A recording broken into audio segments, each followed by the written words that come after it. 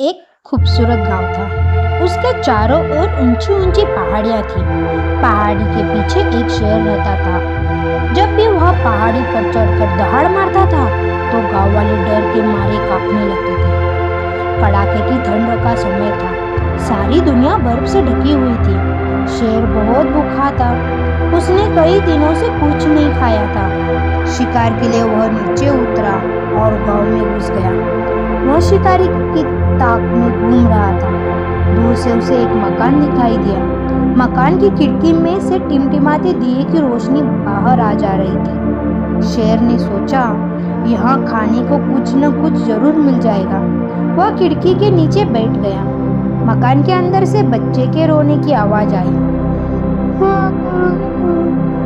वो लगातार रोए जा रहा था। शेर इधर उधर देखकर मकान में घुसने ही वाला था कि उसे औरत की आवाज आई। चुप रहो बेटा, देखो लोमड़ी आ रही है। बाप रे, कितनी बड़ी लोमड़ी है, कितना बड़ा मुंह है उसका, कितना डर लगता है उसको देखकर।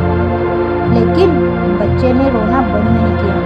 माँ ने फिर कहा, वह देखो भालू आ गया। भालू खिड़की के पास बैठा है। बंद करो रोना, नहीं तो भालू अंदर आ जाएगा। लेकिन बच्चे का रोना जारी रहा। उस पर डराने का कोई असर न पड़ा। खिड़की के नीचे बैठा शेर सोच रहा था, अजीब बच्चा है यह, काश मैं उसे देख सकता। यह न तो लोमड़ी से डरता है न भालू से। उसे जोर की भूख सताने लगी। वह खड़ा हो गया। बच्चा अभी भी रोए जा रहा था।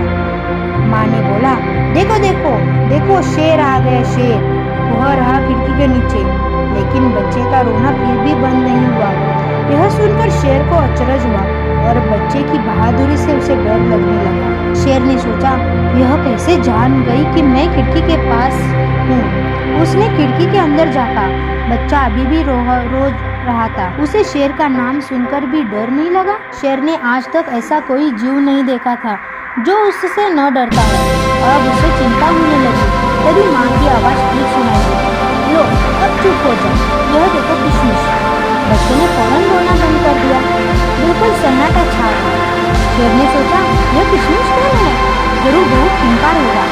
उसी समय कोई भारी चीज धम से उसके पीठ पर गिरी। शेर ने सोचा कि उसकी पीठ पर किशमिश ही कूद गया होगा। वह अपनी जान बचाकर वहां से भागा। असल में उसकी पीठ पर एक चोर कूदा था जो उस घर में कीड़ा चुराने आया था। अंधेरे में शेर को भेड़ा समझकर वह उसकी पीठ पर कूदा।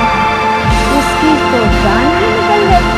जब उसे पता चला कि वह शेर की पीठ पर सवार है, घोड़े के नहीं।